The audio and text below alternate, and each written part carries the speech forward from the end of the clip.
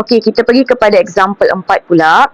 Find the maximum or minimum values of the function y equals to 4x cubed plus 15x squared minus 18x plus 7 by using the first derivative test.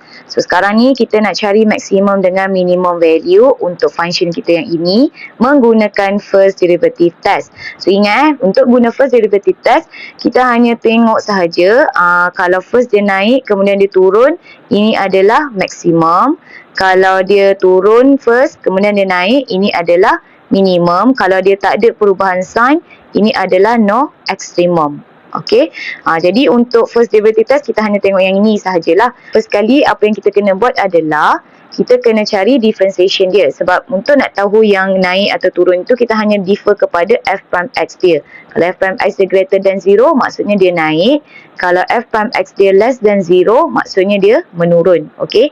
Jadi nak kena tahu differentiation kita dululah. Okey, so kita pun differentiate dulu. Okey, so differentiate 4x cubed, so kita dapat 12x squared. Differentiate 15x squared, so kita dapat 30x. Differentiate negatif 18x, so kita dapat negatif 18. Dan differentiate 7, kita dapat kosong. Okey, so kemudian kita akan equals to 0 untuk kita dapatkan nilai x dia. So dekat sini kita dapat 12x squared tambah 30x tolak 18 equals to 0. So kita bahagi everythingnya dengan sifir 6. So kita dapat sini adalah 2x squared tambah 5x tolak 3 equals to 0. So, kemudian kita factorize.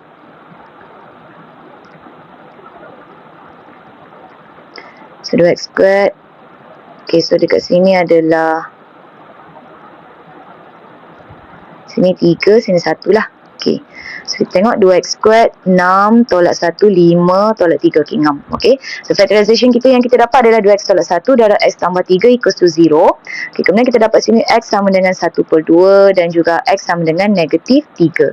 Okay, so bila kita dapat nilai x ini, so kita tahulah range mana yang menyebabkan dia maksimum dan juga minimum. Okay, dan juga kita boleh tahulah point mana, critical point mana yang menyebabkan dia maksimum dan juga critical point mana yang menyebabkan dia minimum. Okay, so sekarang kita buat jadual untuk kita buat test derivatif. Okay, so kita buat jadual dulu. Okay, buat real number line ni dulu first. Okay, kemudian kita tengok kita ada negatif 3. So, kita ada negatif 3 dan kita ada 1/2. So, kita letak nombor ni dalam real number line kita. Kemudian kita tarik sahaja untuk kita dah buatkan dia satu table macam ni.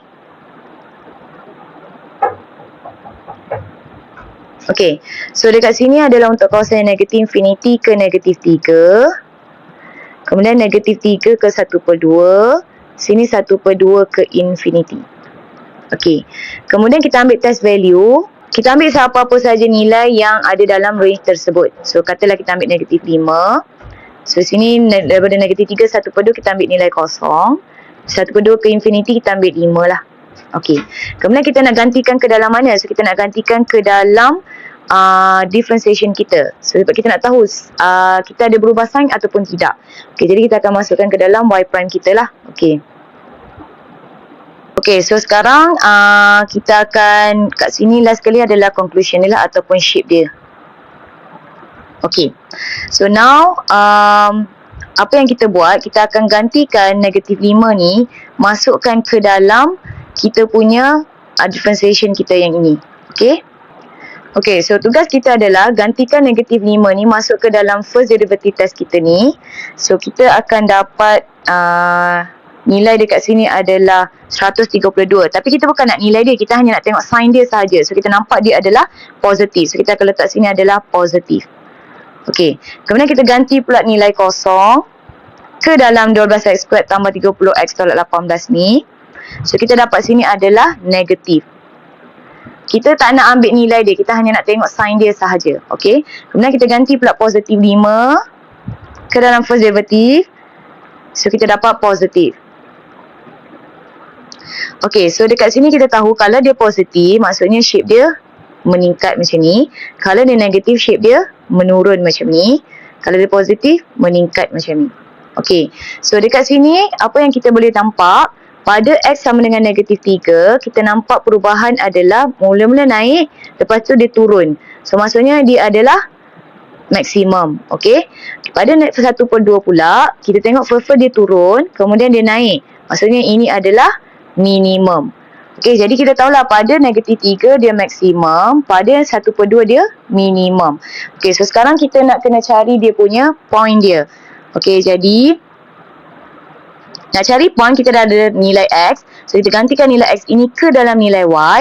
So, bila X sama dengan negatif 3, so Y adalah 4 darab negatif 3 cube tambah 15 negatif 3 squared tolak 18 darab negatif 3 tambah 7.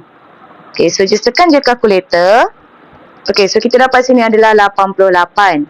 Okay, kemudian kita gantikan nilai X sama dengan 1/2 ke dalam nilai Y, ke dalam Y kita di sini. Okay, then kita akan dapat, kita gantikan dulu 1/2. So, just tekan je kalkulator. So, kita dapat sini adalah 9/4. Okay, so dekat sini kita punya point adalah negatif 3, 88 dan juga 1/2, 9/4. So, sekarang ni kita nak classify lah negatif 3, 88 ni, dia adalah maksimum atau minimum. So, kita pergi tadi kat negatif 3, dia adalah maksimum. Okay, tadi kita dah test kan. So, ini adalah maksimum lah. Okay, kemudian kita pergi pada 1/2, tadi kita dah test, sini adalah minimum. So, sini adalah minimum. Okay, so by using our first derivative test, kita tahulah negatif 3, 88 dia adalah maximum point. 1/2, 94 dia adalah minimum point. Okay, so kalau kita recap balik semula, untuk cari maximum dan minimum value, apa yang kita kena buat adalah untuk menggunakan first derivative test. So, first step adalah kita cari dulu derivative kita. Kemudian kita equates to 0 untuk kita dapatkan nilai X. Dan kita uji nilai X tersebut dalam satu table macam ni. Okey, so kita uji ni hanyalah kita nak kenal pasti dia maksimum ataupun minimum sahajalah menggunakan first derivative test. Sebab nak guna first derivative test ini, dia mestilah tengok pada first derivative kita, yang mana kalau dia first positif kemudian negatif, itu adalah maksimum. Kalau first dia adalah negatif kemudian dia positif, itu adalah minimum. Okey, jadi sebab itulah kita buat dalam first derivative test ni, kita buat dalam bentuk table lah. Okey, jadi macam mana kita nak tahu derivatif kita ni dia adalah positif ataupun negatif? So, apa yang kita buat, kita test value sahaja. Negatif 5 ni masukkan dia ke dalam first derivative test kita untuk kita tengok dia punya sign. Kalau dia positif, so dia adalah positif, which is menaik. Kalau dia negatif, so dia adalah menurun. Dan kita akan check macam tu lah. Okay, so lepas tu kita dah tahu siapa maksimum, siapa minimum. So, kita kena tahu nilai Y dia lah. Sebab kita nak cari point kan. So, point mesti ada X dengan Y. Jadi, nak dapatkan nilai Y ni, kita gantikan saja nilai X ini ke dalam nilai Y kita yang original. Okay, kita gantikan untuk kita dapatkan nilai Y value. Okey, lepas tu kita masukkan di dalam koordinat macam ni. So, kita tahulah daripada first derivative test tadi, kita tahu negatif 3 ni adalah maksimum. So, kita tulislah negatif 3, 88 dia adalah maksimum point. Kemudian daripada table ni tadi, 1/2 tu adalah minimum. So, kita tulis dekat dalam point ni, 1/2, 94 adalah minimum point. Okey, so itu sajalah untuk kita cari maksimum dan minimum menggunakan first derivative test.